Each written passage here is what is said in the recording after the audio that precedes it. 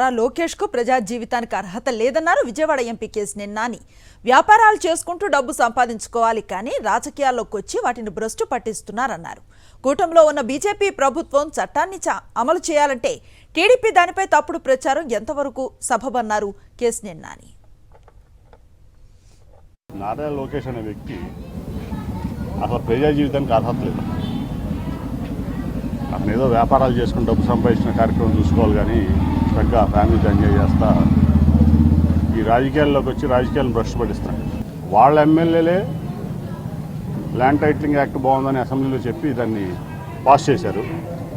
ఇవాళ వాళ్ళ చంద్రబాబు నాయుడు కొడుకు, వాళ్ళ నాయకుడు చంద్రబాబు నాయుడు కొడుకేమో అది land titling act correct కాదంటాడు.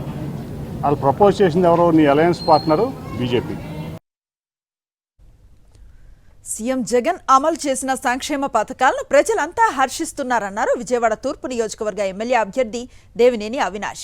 TDP ఇచ్చిన హామీలను ప్రజలు నమ్మే పరిస్థితి లేదన్న ఆయన మళ్లీ వైఎస్ఆర్సీపీ అధికారంలోకి రావడం ఖాయమన్నారు. విజయవాడ ఎంపీ కేశినేని నానితో కలిసి 16వ డివిజన్లో ప్రచారాన్ని నిర్వహించారు అవినాష్.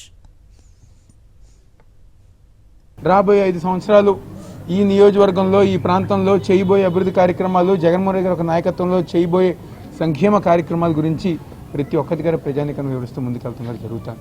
ఈరోజు జగన్మోహన్ రెడ్డి గారు నాడు నీరు ద్వారా, అమ్మ ఒడి ద్వారా, అదేవిధంగా స్కూల్స్ అన్నీ గారా ఇంగ్లీష్ మీడియం పెడతాం కానివ్వండి, ట్యాబులు ఇస్తాం కానివ్వండి, ఇలా పిల్లల యొక్క భవిష్యత్తుకి పునాది వేసింది జగన్మోహన్ రెడ్డి గారు.